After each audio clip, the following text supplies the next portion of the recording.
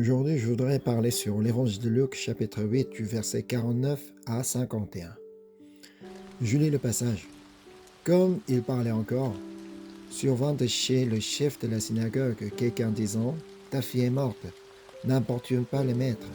Mais Jésus, ayant entendu cela, dit au chef de la synagogue, ne crains pas, crois seulement, et elle sera sauvée. Lorsqu'il fut arrivé à la maison, il se mit à personne d'entrer avec lui, si ce n'est à Pierre, à Jean et à Jacques et au père et à la mère de l'enfant. Au centre du récit d'aujourd'hui se trouve un homme nommé Jairus, chef de la synagogue. Bien sûr, Jésus est le véritable centre de toute l'histoire, mais ici nous avons besoin de porter notre attention sur Jairus. En réalité, dans le passage que nous venons de lire, le nom de Jairus n'apparaît pas. C'est parce que nous n'avons lu qu'une partie de l'événement qui lui est arrivé. Allons maintenant à la scène où Jairus apparaît. C'est du verset 41 à 42. Et voici, il vint un homme nommé Jairus, qui était chef de la synagogue. Il se jeta à ses pieds et le supplia d'entrer dans sa maison, parce qu'il avait une fille unique d'environ 12 ans qui se mourait. Pendant que Jésus y allait, il était pressé par la foule. Jairus, en tant que chef de la synagogue, semble avoir eu la foi en Jésus. En effet, il est venu chercher Jésus pour sa fille qui était en train de mourir. C'est pourquoi il désirait que Jésus vienne dans sa maison. L'évangile de Luc ne donne pas beaucoup de détails à ce sujet. Regardons donc, à travers l'évangile de Marc, ce qu'il a demandé à Jésus. C'est dans l'évangile de Marc, chapitre 5, verset 23. Et il lui adressa cette instante prière. Ma fille, ma petite fille est à l'extrémité. Viens, impose-lui les mains, afin qu'elle soit sauvée et qu'elle vive. Après avoir entendu sa situation, Jésus se met en route avec lui vers sa maison. Mais en chemin, un événement survient. Une femme s'approche de Jésus, touche le bord de son vêtement et elle est guérie. C'était une femme souffrait de perte de sang depuis 12 ans. C'est ce qu'on peut lire dans Luc chapitre 8 verset 43. Or, il y avait une femme atteinte d'une perte de sang depuis 12 ans et qui avait dépensé tout son bien pour les médecins sans aucun ait pu la guérir.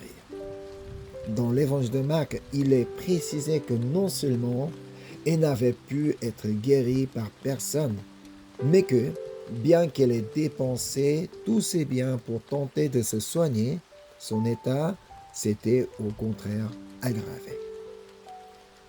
Je lis en Marc chapitre 5 verset 26.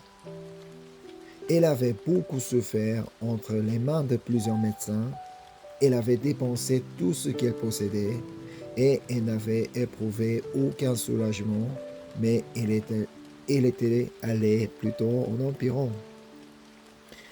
Alors qu'elle pensait n'avoir désormais plus aucun espoir, elle entend parler de Jésus. Elle désirait le rencontrer, mais il y avait tellement de monde autour de lui qu'il lui était même difficile de s'en approcher.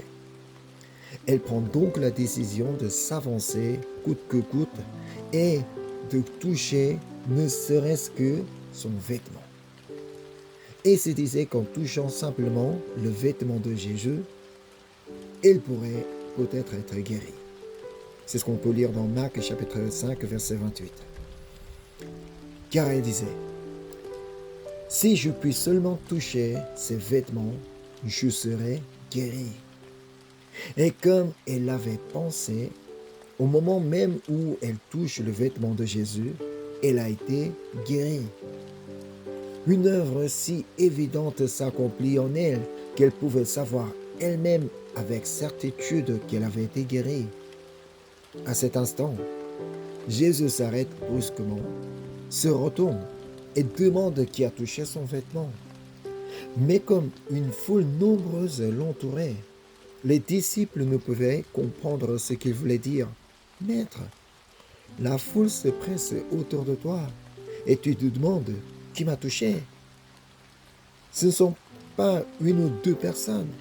Cependant, Jésus savait qu'une personne, la même, avait reçu la guérison par sa puissance. C'est ce qu'on peut lire dans Luc chapitre 8, verset 46. Mais Jésus répondit, « Quelqu'un m'a touché, car j'ai connu qu'une force était sortie de moi. » Un fait important que nous devons relever ici, c'est que parmi toutes les personnes qui lui ont touché Jésus, à cet instant-là, seule cette femme a reçu la puissance du Seigneur. Alors pourquoi la puissance du Seigneur s'est-elle manifestée uniquement envers elle? Je pense que la réponse se trouve dans son ardeur, dans son désir profond. C'est parce qu'il a cherché le Seigneur avec un cœur plus humble et plus pauvre que tous les autres. Quel est le premier bienheureux que Jésus mentionne dans les béatitudes? Matthieu chapitre 5, verset 3. Heureux les pauvres en esprit, car le royaume des cieux est à eux. Le mot grec traduit ici par pauvre est ptochos. Ce terme ne signifie pas seulement être pauvre, mais porte aussi le sens de mendier. Qui mendie? Ce sont les personnes vraiment démunies, comme les sans-abri que nous pouvons rencontrer dans les rues. Ainsi, lorsque Jésus parle de ceux qui sont pauvres en esprit, il ne désigne pas simplement des personnes spirituellement faibles, mais celles dont la faim et la soif spirituelle sont si profondes qu'elles cherchent et supplient le Seigneur avec une ardeur sincère. Je souhaite que nous tous qui sommes ici devenions des personnes pauvres en esprit. C'était précisément le cas de cette femme. Depuis 12 ans, elle souffrait non seulement physiquement à cause de sa perte de sang, mais elle faisait désormais face aussi à de graves difficultés financières, accablée mentalement, et se trouvait dans une situation désespérée sans aucune issue. C'est avec un cœur ainsi brisé et pauvre qu'elle s'est approchée de Jésus. Et lorsqu'elle a touché son vêtement, la puissance du Seigneur s'est manifestée en elle et elle a été guérie. À cet instant, même, elle put faire l'expérience du royaume des cieux. Heureux les pauvres en esprit, car le royaume des cieux est à eux. Aujourd'hui, avons-nous une telle ardeur en nous? Pouvons-nous vraiment dire que nous sommes pauvres en esprit? Si l'on dit que l'épreuve est une bénédiction, c'est parce qu'à travers la souffrance, nous en venons souvent à chercher le Seigneur avec encore plus d'intensité. Si cette femme n'avait pas souffert de cette maladie, elle ne serait sans doute jamais venue chercher Jésus. Elle ne l'aurait pas rencontré et elle n'aurait pas fait l'expérience du royaume des cieux dans sa vie. Mais précisément parce qu'elle était malade, elle a pu venir à Jésus, expérimenter sa puissance et goûter au royaume des cieux. Ainsi, si nous traversons aujourd'hui des temps d'épreuve, cherchons le Seigneur avec ferveur, afin que nous aussi puissions entendre la voix du Seigneur nous parler de cette manière. Comme Jésus a dit dans Luc chapitre 8, verset 48. Jésus lui dit, « Ma fille, ta foi t'a sauvée, va en paix. » Je prie ardemment et je vous bénis afin que vous et moi puissions, en cherchant et en implorant le Seigneur avec un cœur pauvre et humble, faire l'expérience de sa puissance dans notre vie et goûter au royaume des cieux. Mais à présent, j'aimerais que nous tournions de nouveau notre regard vers Jairus. Certes, la guérison de ces femmes était une bonne nouvelle. Mais pendant ce temps, une information bouleversante parvient à ses oreilles. Il s'agit du verset 49 du passage d'aujourd'hui.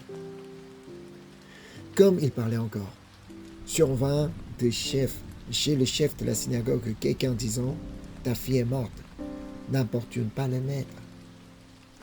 Ce que cela signifie, c'est que pendant que l'on perdait du temps en chemin à cause de cette femme, sa fille était finalement morte. Alors, qu'est-ce qu'une personne ordinaire aurait pensé en premier, selon vous? Si seulement cette femme n'avait pas été là, le Seigneur aurait pu arriver plus tôt et guérir ma fille. C'est à cause d'elle que ma fille est morte. Nous aimons tellement rejeter la faute sur les autres. Lorsque Lazare est mort, qu'ont dit Marthe et Marie?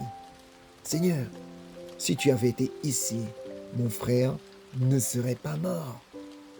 De même, Jairus pouvait penser que si Jésus avait rencontré sa fille plus tôt, elle ne serait pas morte. Si Jairus est allé chercher Jésus, car la situation était extrêmement urgente, c'est pour cela qu'il était en route vers sa maison avec Jésus. Mais on aurait pu penser que, parce que cette femme avait touché le vêtement de Jésus, le retard avait causé la mort de sa fille.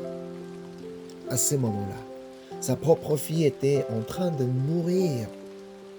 Même si cette femme avait souffert pendant 12 ans au point d'en mourir, quel rapport cela avait-il avec lui? Et pourtant, de manière étonnante, la Bible ne dit pas absolument rien de la réaction de Jairus. Il n'est fait aucune mention de sa colère, de sa tristesse ou de ses plaintes. Peut-être que s'il n'y a aucun récit de sa réaction, c'est justement parce qu'il n'a pas manifesté ces réactions humaines que nous imaginons. Avant tout, c'est sans doute parce qu'il s'est accroché aux paroles que Jésus avait prononcées. Ce que Jésus a dit dans Luc chapitre 8, verset 50. Mais Jésus, ayant entendu cela, dit au chef de la synagogue, « Ne crains pas, crois seulement et elle sera sauvée. » Au moment où on lui annonçait que sa fille était morte, Jésus, qui se trouvait à ses côtés et écoutait, lui dit immédiatement, « N'aie pas peur, crois seulement, et ta fille sera sauvée. » À cet instant, Jairus aurait pu choisir de ne pas tenir compte des paroles de Jésus et de courir chez lui, ou bien il aurait pu obéir et croire. Mais Jairus choisit de croire aux paroles de Jésus. Il a cru que s'il ne cédait pas à la peur et qu'il gardait sa foi, sa fille serait sauvée. La preuve de cette foi se trouve dans le verset suivant, le verset 51. Lorsqu'il fut arrivé à la maison, il ne permit à personne d'entrer avec lui, si ce n'est à Pierre, à Jean et à Jacques et au père et à la mère de l'enfant. Autrement dit, Jairus est arrivé chez lui avec Jésus. Quel parent pourrait rester calme et tranquille en apprenant que son enfant est mort? En lisant l'histoire de Jairus, je me suis dit que je voudrais vraiment être comme lui, car je sais que je ne pourrais pas réagir comme lui. N'est-ce pas étonnant? Même après avoir entendu en chemin que sa fille était morte, Jairus n'a pas cédé à la crainte, car Jésus lui a dit, « Ne crains pas, crois seulement. » Et il a simplement cru, sans craindre. Lorsqu'ils arrivèrent chez lui, l'ambiance était déjà celle d'un enterrement. Tout le monde pleurait et se lamentait pour l'enfant. Jairus ne devait-il pas, lui aussi, avoir les larmes aux yeux en voyant ces scènes? Et ne devait-il pas ressentir une colère sourde en repensant à la femme qui avait été guérie de son flux de sang? Dans cette situation, Jésus prononce des paroles incompréhensibles pour tous ceux qui étaient rassemblés. C'est ce qu'on peut lire au verset 52. Tous pleuraient et se lamentaient sur elle. Alors Jésus dit, « Ne pleurez pas, elle n'est pas morte, mais elle dort. » Pour quiconque Ces paroles étaient absolument absurdes. C'est pourquoi le verset suivant raconte que les gens rassemblés se moquaient de Jésus. Tout le monde savait que l'enfant était mort. Et Jésus dit, elle n'est pas morte, elle dort. À quel point cela devait paraître incroyable et scandaleux. Mais même à cet instant, Jairus se rappelait les paroles de Jésus et s'y accrochait. Ne crains pas, crois seulement, et ta fille sera sauvée. Pourtant, la réalité était douloureuse. Devant lui se trouvait sa fille, étendue et sans force. Il devait avoir envie de courir, de la prendre dans ses bras et de pleurer. Mais il choisit de ne pas céder à la peur et de croire comme Jésus le lui avait dit. C'est alors que Jésus prend la main de l'enfant et prononce les paroles célèbres. La parole qui a été dite dans Marc chapitre 5, verset 41. Il la saisit par la main et lui dit, Talitha Kumi, ce qui signifie jeune fille, lève-toi, je te l'ai dit. Le mot Talitha Kumi signifie, comme expliqué ici, jeune fille, lève-toi. Mais pourquoi utiliser exactement Talitha Kumi en conservant le mot original? Le Nouveau Testament a été rédigé en grec. Mais Talitha Kumi n'est pas du grec, c'était de l'araméen, la langue utilisée par les Juifs de l'époque. Même si tout le reste est écrit en grec, ce mot est laissé en araméen. Cela montre l'intention de garder les paroles exactes prononcées par Jésus. Lorsque Jésus dit Talitha Kumi, l'enfant morte se relève et reprend la vie. Ainsi, si l'on lit le verset suivant, verset Luc chapitre 8, verset 55, et son esprit revint en elle, et à l'instant, et se leva. Et Jésus ordonna qu'on lui donnât à manger. À cause d'une seule parole de Jésus. Une seule parole de Jésus. L'esprit qui était parti est revenu et la vie a été restaurée. Jésus possède un pouvoir tel qu'avec un seul mot, même les morts peuvent revenir à la vie. Et c'est pourquoi il dit à Jairus, ne crains pas, crois seulement.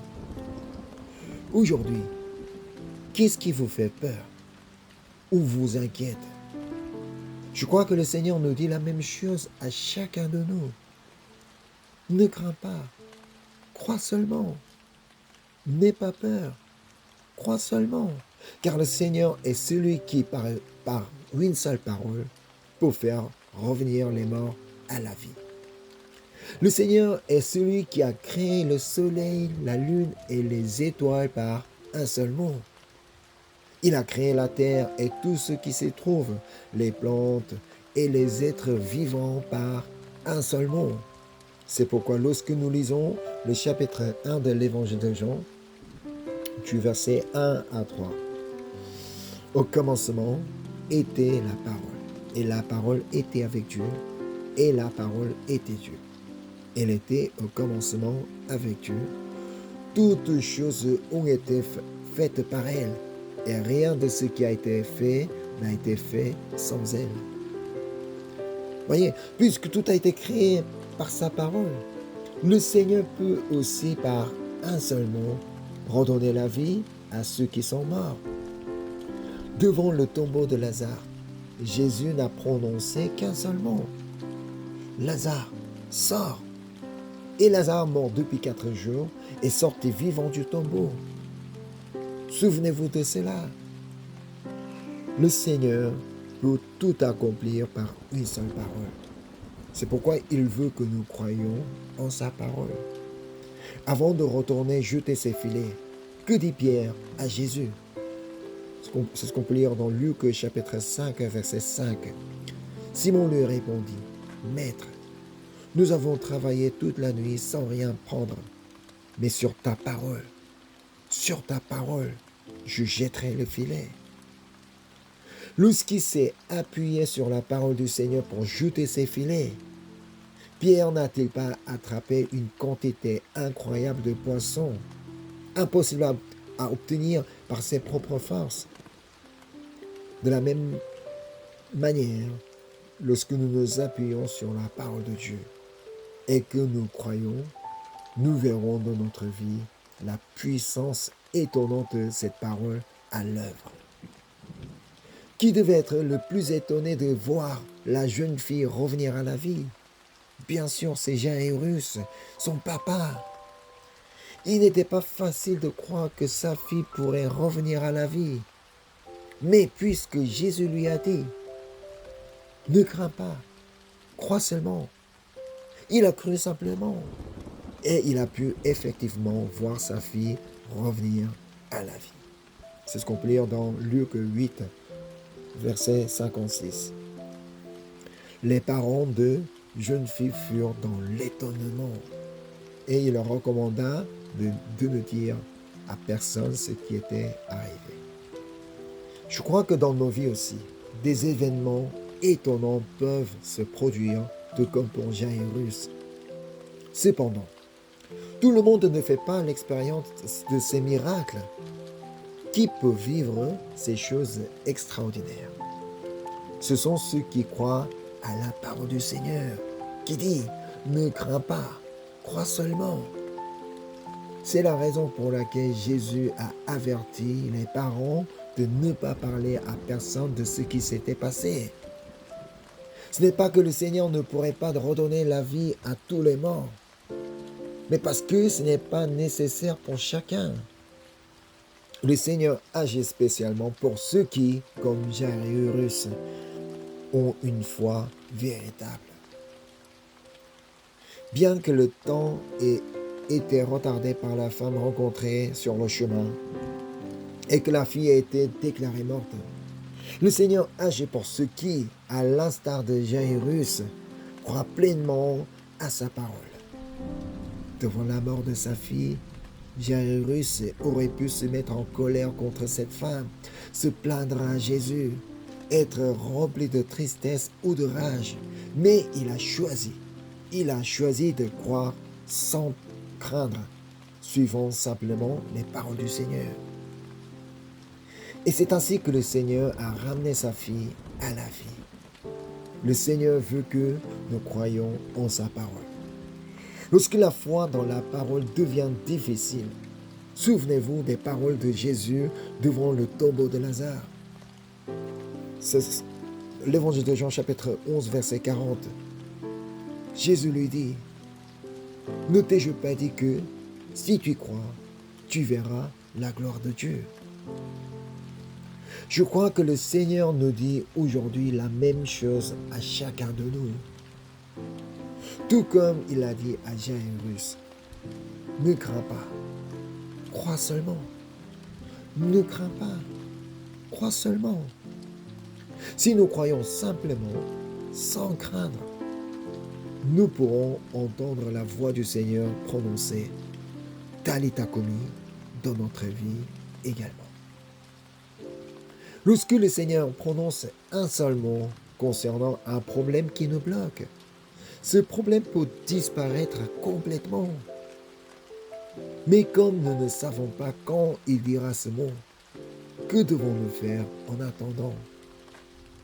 Nous devons simplement ne pas craindre et croire, car alors, au moment choisi par le Seigneur, nous verrons son œuvre accomplie. Amen. De même, lorsque nous cherchons le Seigneur avec un cœur vraiment pauvre, comme la femme qui souffrait de perte de sang, nous rencontrerons le Seigneur et verrons sa puissance étonnante à l'œuvre dans notre vie. Ainsi, je vous bénis au nom de Jésus-Christ, afin que, comme Jairus, nous ne cédions pas à la peur et que nous croyions simplement à sa parole. Et que, comme la femme atteinte de perte de sang, nous recherchions le Seigneur avec un cœur humble et pauvre, afin que nous fassions l'expérience d'événements merveilleux dans nos vies. Amen. La même chose peut se produire dans notre vie. Il suffit que nous ayons la foi en Dieu et que nous n'avons qu'à croire en ces paroles qui nous disent ne crains pas, crois seulement. Amen. Je vous invite à la prière. Seigneur, merci. Merci pour ta parole. Merci pour ta puissance.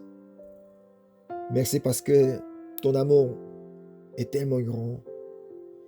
Parce que ta grâce est immense. Seigneur, nous voulons particulièrement te remercier pour la parole que tu as donnée aujourd'hui, Seigneur. Merci parce que tu nous dis, ne crains pas, crois seulement. Oui, Seigneur, nous ne voulons pas craindre et nous voulons croire tout simplement. Parce que tu es là. Parce que toi, tu es capable de tout changer avec un seul mot. Tu peux même faire revenir celui qui est mort à la vie. Alors, Seigneur, nous voulons placer notre foi en toi, Seigneur. Nous voulons croire que tout est possible à toi, Seigneur. Que jusqu'à ce que tu dises Talita Kumi dans notre vie, nous voulons continuellement ne pas craindre et nous voulons tout simplement croire, Seigneur. Ô Saint-Esprit, aide-nous afin que nous puissions ne pas craindre et continuer à croire simplement. Merci Seigneur parce que tu es là. Merci pour le message que tu as donné aujourd'hui. Je te remercie au nom de Jésus-Christ. Amen.